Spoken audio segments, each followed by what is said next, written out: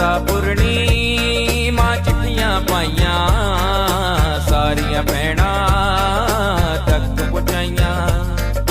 चिंतापुरनी मां चिट्ठियां पाइयां सारियां भैणां तक पहुंचाइयां। लगना इत्थे रौनक मेला, लगना इत्थे रौनक मेला, सब नूं दर्श दिखाउणा ए सत्यनारायण। सत्यनारायण मंदिर सब भैणां ने आउणा ए सत्यनारायण मंदिर शनिवार 28 फरवरी 2027 को 5100 श्री दुर्गा स्तुति पाठ होंगे।